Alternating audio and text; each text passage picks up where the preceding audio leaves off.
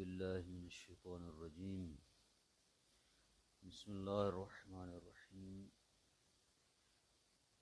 وَتَرْكُ الْبُكَاءِ بِالْمَدِّ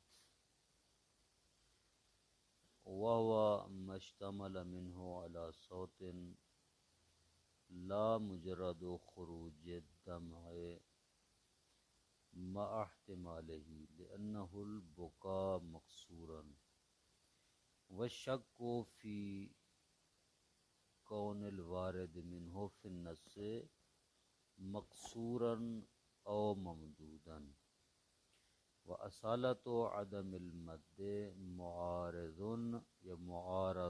بِأَصَالَةِ صِحَّةِ الصَّلَاةِ فَيَبْقَى الشَّكُّ فِي عُرُوضِ الْمُبْطِلِ مُقْتَضِيًا لِبَقَاءِ حُکْمِ الصِّحَّةِ۔ کہتے ہیں کہ بکا کو ترک کرنا نماز میں واجب ہے۔ بکا دو طرح سے بکا کا تلفظ کیا جاتا ہے، ایک بکا بالمد اور دوسرا بکا بالکسر۔ کیا مطلب؟ بکا بالمد یعنی اس کے آخر میں حمزہ ہوتا ہے اور اس کو مد کے ساتھ پڑھتے ہیں، بکاء۔ اور بکا بالکسر کیا ہوتی ہے، یا بکا مکسورہ کے آخر میں حمزہ نہیں ہوتا، اس کو اس میں مکسورہ کی طرح پڑھا جاتا ہے، بکا۔ واضح فرق؟ کہتے ہیں وہ بکا جو بکا بالمد ہے، ٹھیک ہے، وہ ایسی بکا کو کہتے ہیں جس میں آواز ہو، آواز والی بکا ہو، روئے انسان اور آواز بلند ہو۔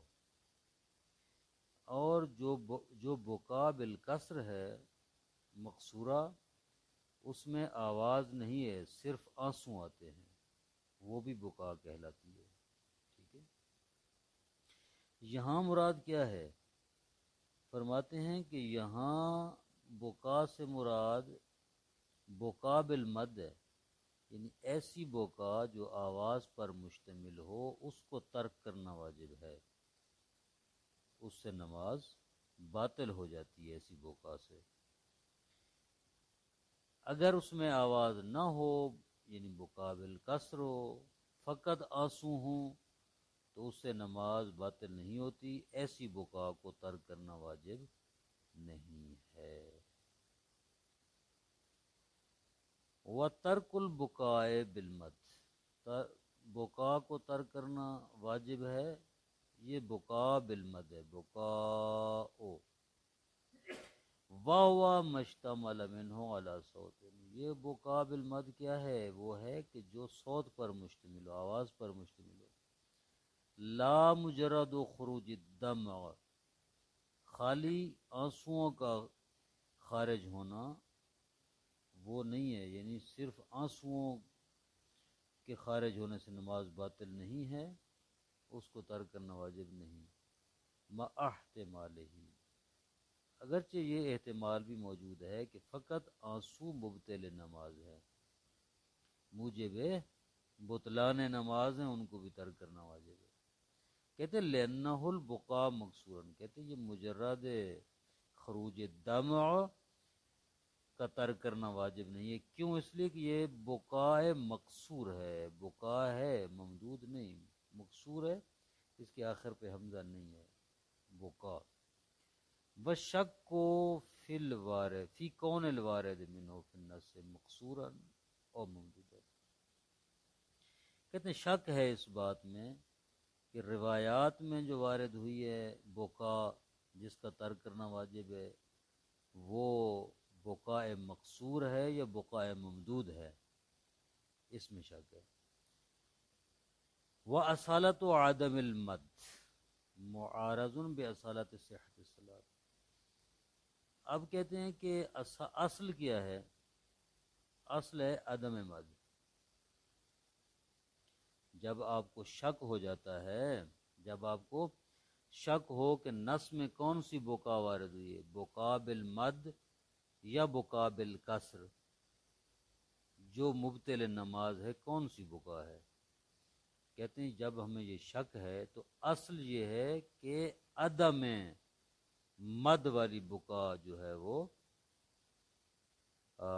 مبطل نماز ہے۔ جب عدم مد والی مبطل نماز ہے تو مد والی بدرجہ اولا مبطل نماز ہوگی نا، جس میں آواز ہوگی۔ کہتے ہیں کہ ہم اصل کی طرف جب ہمیں شک ہو جائے گا کہ روایات میں جو مد مبطل جو بکا مبطل نماز وارد ہوئی ہے وہ کون سی بکا ہے، بکا مقصورہ ہے یا بکا ممدودہ ہے؟ کہتے اصل یہ ہے کہ وہ بکا مقصورہ ہے، عدم مد ہے۔ پس جب عدم مد والی بکا مبطل نماز ہے تو مد والی نماز بکا بدرجہ اولا مبطل نماز ہوگی جس میں آواز ہوتی ہے۔ ایک بات، اگلی بات یہ کہہ رہے ہیں کہ یہاں پر دو اصلیں ٹکرا رہی ہیں۔ ایک تو شک کی صورت میں یہ اصل ہے کہ عدم مد والی بکا مبطل نماز ہے، اور اس کے مقابلے میں دوسری اصل یہ ہے کہ جب آپ کو شک ہو جائے کہ عدم مد والی بکا سے نماز باطل ہوتی ہے یا نہیں ہوتی، اصالت عدم بطلان نماز ہے، اصالت صحت نماز ہے۔ دو اصلیں آپس میں ٹکرا گئی نا، ایک اصل کے مطابق عدم مد والی بکا سے نماز باطل ہوتی ہے، ترک کرنا واجب ہے۔ دوسری اصل کے مطابق جب ہمیں شک ہو جائے کہ نماز صحیح ہے یا نہیں تو صحت نماز کی اصل ہے۔ تو دو اصلیں، ایک طرف بطلان نماز کی اصل، دوسری طرف صحت نماز کی اصل، دو اصلیں آپس میں ٹکرا جاتی ہیں، معارض ہیں، کیا کریں گے پھر؟ کہتے ہیں فَيَبْقَى الشَّكُّ فِي عُرُوضِ الْمُبْطِلِ مُقْتَضِيًا لِبَقَاءِ حُکْمِ الصِّحَةِ۔ کہتے ہیں کہ جب اصالت صحت اور اصالت عدم مد آپس میں ٹکرا جائیں گی تو دونوں اصلیں گر جائیں گی۔ اذا تعارض الاصل تساقط، اذا تعارضا تساقط الشیئان، اذا تعارضا تساقط، جب دو چیزیں آپس میں متعارض ہو جائیں تو گر جاتی ہیں۔ ٹھیک ہے، تو کیا کیا جاتا ہے؟ فَيُرْجَعُ إِلَى الْأَصْلِ، ایک تیسری اصل کی طرف رجوع کیا جاتا ہے۔ تو یہاں کس کی طرف رجوع کیا جائے گا؟ کہتے ہیں یہاں پر رجوع کیا جائے گا استصحاب صحت نماز کی طرف۔ جب ہم شک کریں گے تو ہم رجوع کریں گے استصحاب کی طرف۔ استصحاب کیا ہے؟ جب آپ کو شک ہو جائے کہ میری نماز ٹھیک ہے یا نہیں ہے مد سے، تو کہتے ہیں استصحاب یہ ہے کہ نماز ٹھیک ہے، ہاں معارض نہیں ہے، تو صحت نماز کا حکم لگایا جائے گا۔ ٹھیک ہے، وَإِنَّمَا يُشْتَرَطُ تَرْكُ الْبُكَاءِ لِلدُّنْيَا۔ ہاں، شارح فرما رہے ہیں کہ جس بکا کو ترک کرنا واجب ہے، کون سی بکا کو ترک کرنا واجب ہے نماز میں؟ کون سی بکا مبطل نماز ہے؟ فرماتے ہیں للدنیا، وہ بکا جو دنیا کے لیے ہو، دنیا کے لیے او بکا کرنا نماز کو باطل کر دیتے، اس کو ترک کرنا واجب ہے نماز میں۔ لدنیا سے کیا مراد ہے؟ کذہاب المال، جیسے مال چلا جائے انسان رونا شروع کر دے، نماز میں گریہ کرنا بلند بلند۔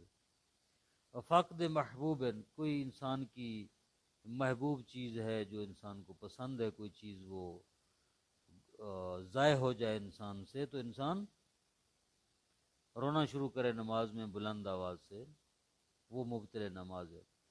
وَإِنْ وَقَعَ عَلَى وَجْهٍ قَهْرِيٍّ فِي وَجْهٍ، اگرچہ وہ بے اختیار حالت میں ہی خارج ہو، علی وجہ قہری، قہری یعنی بے اختیار، اگرچہ وہ بے اختیاری صورت میں ہی خارج ہو تب بھی نماز باطل ہے، اس کو ترک کرنا واجب ہے۔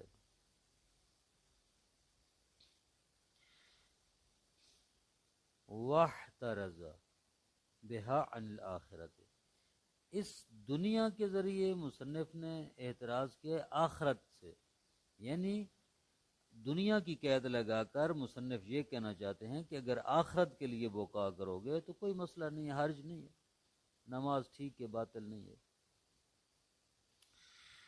فَإِنَّ الْبُكَاءَ لَهَا، کا ذکر الجنت والنار ودرجات المقربین الی حضرتہ ودرکات المبعدین یا مبعدین عن رحمتہ من افضل الاعمال، کیونکہ بکا کرنا آخرت کے لیے، جیسے جنت کا ذکر، جہنم کا، ہاں مقربین یہ نیک لوگوں کے درجات کا جو خدا کے نزدیک ان کے ہیں ان کا ذکر کرنا، یا وہ لوگ جو اللہ کی رحمت سے دور ہیں ان کے درکات اور جہنم کے درجات کا ذکر کرنا، من افضل الاعمال ہے، یہ افضل اعمال میں سے ہے۔